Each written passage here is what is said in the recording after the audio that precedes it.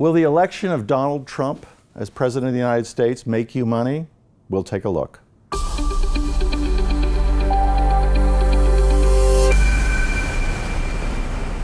We're doing something a little different on the Investment Advisor right now. We're going to look at the election in the United States, recently concluded between Donald Trump and Hillary Clinton, and look at it from the standpoint, what will it mean for your stock portfolio? It's a logical question. Most people think of elections as watershed events, and they are. And the election of Trump, it was not predicted, certainly not in the polls, so that we have to ask, especially with markets in a somewhat of a flux since the election, will he make you money or will he lose you money? It's a fair question. Let's look at just the nuts and bolts of what an election is. It's a moment of sentiment. It's not based on profits. It's not based on losses.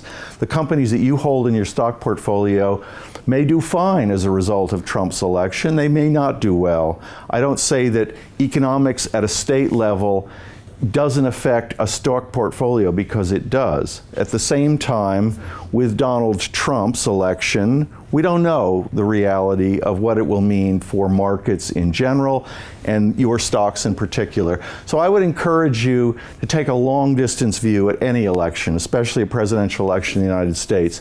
Yes, it's important. Yes, the outcome matters. Yes, economics matter for your stock portfolio, but don't overthink the results of an election in terms of what it means for your stock holdings.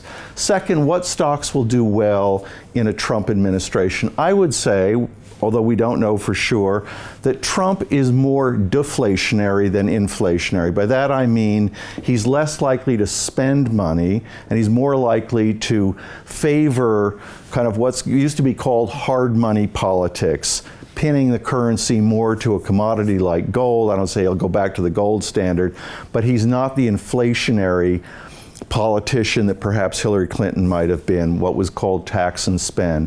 What's another part of the economy that could do well in the Donald Trump years?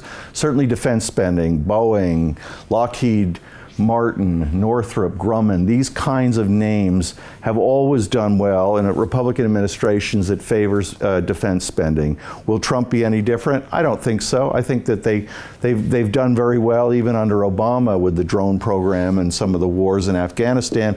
They may continue to do well.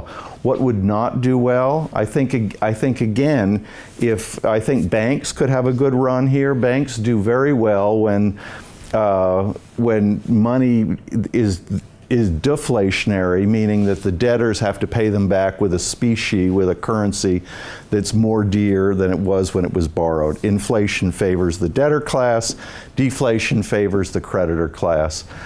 The point I want to make to you is, don't be over emotional. Take a walk around the block, have a cup of coffee, think about what is in your stock portfolio. Don't rush to buy something, don't rush to sell something if you can help it, and try to have a longer view. Stocks and investing in stocks is about the performance of that particular company and really nothing else.